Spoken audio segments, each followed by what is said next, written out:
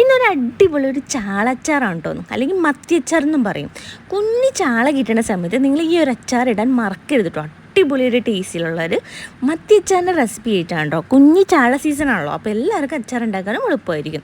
ആദ്യം തന്നെ ചാളയിലേക്ക് കുരുമുളക് പൊടി, മഞ്ഞൾപ്പൊടി, ഉപ്പ് ഇത്രയിട്ട് രാത്രി തന്നെ മാഗ്നേറ്റ് ചെയ്ത് വെച്ചിട്ടോ. രാവിലെ ഉണ്ട് നമ്മൾ അച്ചാർ ഉണ്ടാക്കുന്നത്. അപ്പോൾ വെളിച്ചെണ്ണയിൽ നന്നായിട്ടൊന്ന് ഫ്രൈ ചെയ്തെടുക്കുകയാണ്. അതിനുശേഷം കുറച്ച് എണ്ണ ഒഴിച്ചിട്ടുണ്ട്. അതിലേക്ക് കടുകും ഉലുവയും പൊട്ടിച്ചതിന് ശേഷം കുറച്ച് വെളുത്തുള്ളി ഇട്ട് കൊടുത്തതിന് ശേഷം കുറച്ച് ഇഞ്ചിയും ഇട്ട് കൊടുക്കുന്നുണ്ട് കേട്ടോ, ചെറുതായിട്ട് കൊത്തിയരിഞ്ഞത്. ഇതെല്ലാം കൂടി നന്നായിട്ടൊന്ന് സോർട്ട് ചെയ്തെടുക്കാം കേട്ടോ. കരിഞ്ഞു പോകാൻ സിമ്മിലിട്ടിട്ട് വേണം കേട്ടോ ഇതെല്ലാം ചെയ്യാൻ. ഞാൻ ആവശ്യത്തിനുള്ള കറിവേപ്പിലും കൂടി ഇട്ട് കൊടുത്തിട്ടുണ്ട്. ഇതെല്ലാം കൂടി നന്നായിട്ടൊന്ന് മിക്സ് ചെയ്തെടുക്കാം കേട്ടോ. പിന്നെ എരിവിന് ആവശ്യത്തിനുള്ള പച്ചമുളകും കൂടി ഇട്ട് കൊടുക്കുന്നതിന് ശേഷം നന്നായിട്ടൊന്ന് മിക്സ് ചെയ്യാം കേട്ടോ. നിങ്ങളുടെ ഈ പച്ചമുളകിന് പകരം നിങ്ങൾ കാന്താരിമുളക് യൂസ് ചെയ്യണമെങ്കിൽ ഒന്നും അടിപൊളി ടേസ്റ്റ് ആയിരിക്കും. അപ്പോൾ നമ്മളിവിടെ ചേർക്കുന്നത് പച്ചമുളകാണ്.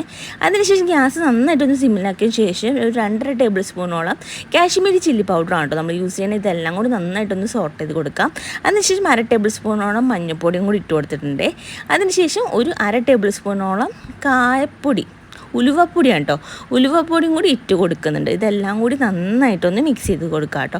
അവസാനം നമ്മൾ കുറച്ച് കായപ്പൊടിയും കൂടി ഇട്ട് കൊടുക്കുന്നുണ്ട്. എന്നിട്ട് ഗ്യാസ് നമ്മൾ ഓഫ് ചെയ്യണം കേട്ടോ. ഈ പൊടികളെല്ലാം ഇട്ട് കൊടുക്കുമ്പോഴേക്കും അല്ലെങ്കിൽ പൊടികളെല്ലാം പെട്ടെന്ന് കരിഞ്ഞു.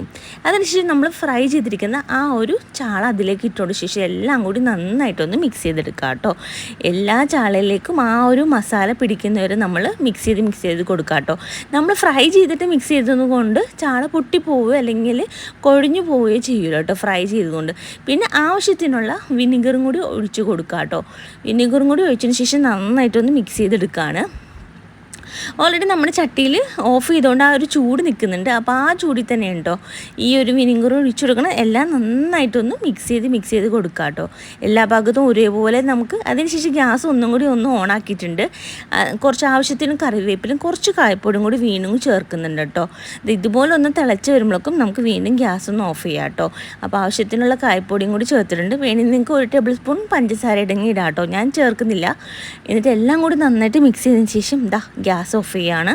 അപ്പോൾ ഇത്രയേ ഉള്ളൂ, ഈസി ആയിട്ടുള്ള നല്ല മത്തി അച്ചാർ റെഡി ആയിട്ടുണ്ട്, അല്ലെങ്കിൽ ചാളച്ചാർ റെഡി ആയിട്ടുണ്ട് കേട്ടോ. ഇപ്പോൾ എന്തായാലും നമുക്ക് കിട്ടുന്ന കുഞ്ഞി ചാളയാണല്ലോ. അപ്പോൾ ഇതുപോലെ നിങ്ങൾ ഇട്ട് നോക്കും, നല്ല അടിപൊളി ടേസ്റ്റ് ആയിരിക്കും കേട്ടോ. അപ്പോൾ വീഡിയോ എല്ലാവർക്കും ഇഷ്ടമായെന്ന് വിചാരിക്കുന്നു.